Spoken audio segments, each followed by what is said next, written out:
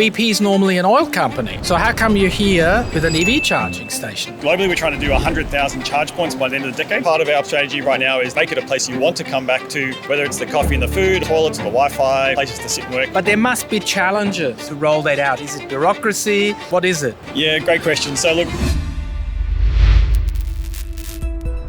Okay, I'm here with Michael from BP Pulse. We're here at an EV show, and BP is normally an oil company. So how come you're here with an EV charging station? yeah, great question. So look, BP Pulse is our dedicated EV charging business. It's actually been operating globally for several years now, but it's new to this region. Globally, we're trying to do 100,000 charge points by the end of the decade, but we've got 22,000 done already. Coming to Australia, we launched our first site live last year around November. But roughly 4 months later, we've done about 20 sites already. And our plan is to do 600 charge points across maybe 150 to 200 locations across the country by the end of next year. I mean, Australia is really underdeveloped when it comes to charge stations, isn't it? It is, and we're now selling a lot of vehicles too, and we really need the infrastructure to ramp up. So we're going really fast now. It's pretty much at the point now where like every week another site's going to go live for us. So you're basically setting these up within existing BP service stations, or is that a separate network? You're correct. So it's in our service stations. In this first phase, we picked our, top 150 to 200 locations, and we're adding the chargers there. Now, I know BP used to make solar panels in Australia, and I even knew that those factory solar panels went onto the top of BP service stations. That's right. So a lot of BP service stations still have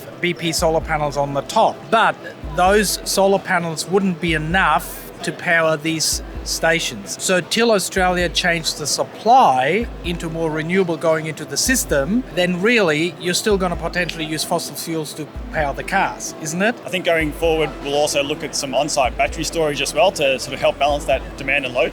But there's also a joint venture we have called Lightsource BP. Little known fact, they're already Australia's largest solar generator. So we build these massive solar farms throughout sort of regional areas of Australia. So we're helping to generate clean energy at the same time. BP is actually on this transition from an international oil company to an integrated energy company. They're investing heavily into clean hydrogen, solar, like I mentioned, wind, biodiesel, all these new areas. It's happening really fast. Can I just pretend I'm now an owner of an EV vehicle? All right. Oh my God. Hang on. I got to unwind myself here. Push it in, is it? That's it. So it's in. Yep.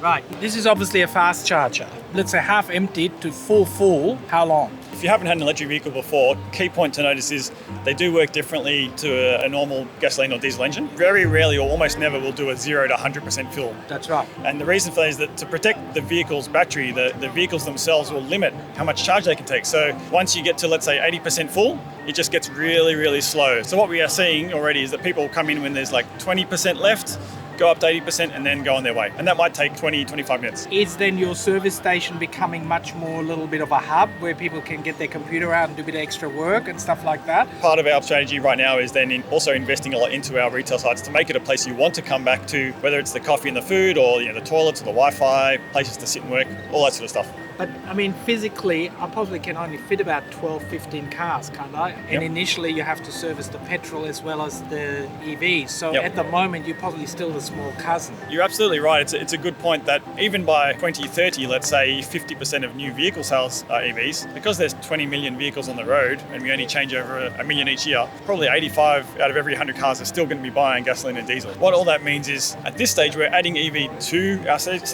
stations. We're not taking fuel out because it's not the time for that. And so how many of the charge stations will you set up per petrol station? Probably within the next month and a half, we're moving to our next stage where each new site will go live with 2 chargers feeding 4 charging bays. For our larger sites, like our truck stops and highway sites, they'll probably even go live with 3 chargers and 6 charging bays. What do I pay per kilowatt hours right now? What's the going rate? Yeah, it's 55 cents per kilowatt hour. And what that sort of translates to in real terms, thinking back to that 20 to 80% fill, if you're putting in, say, 30 kilowatt hours of energy at 55 cents, it's about $15 roughly for a fill. So if you download the BP Pulse app right now, then you'll see a live list of all of our sites, and that'll tell you, what type of plug it is, how fast it is, and it'll actually show you if it's available or someone's using it right now. All right, last question now. It all looks straightforward. Plug it in, I'm waiting here, I'm chatting, but there must be challenges. Either in head office that you want to have more growth and they're not giving you enough development funds, or what's your biggest challenge in Australia at the moment to roll that out? Is it bureaucracy? What is it? The good news is we've got a huge amount of commitment into internally to do this, right? We've got all those pieces in place. Where the challenges come in is actually the execution of it in terms of getting the power. So right now, because we've got so many sites we want to do, we're having to do a whole lot of sites in parallel. And we work with all the different power companies and say, we'd like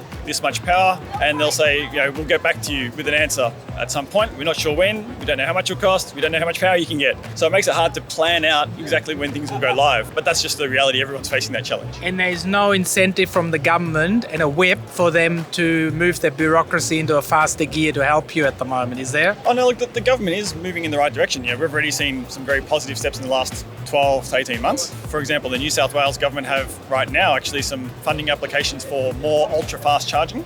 Like many others here today, we'll apply for that funding too, and if we're successful, we'll do even more charges. But we're not waiting for it. We're just going right ahead with our own money. Excellent. Want more energy answered? Visit yourenergyanswers.com for quality energy products, tools and calculators, and find your quality local installers. Please support the channel by liking the video, hit that subscribe button, and ring the bell, and check out all our other videos. You're still here? I'll see you next time. Bye.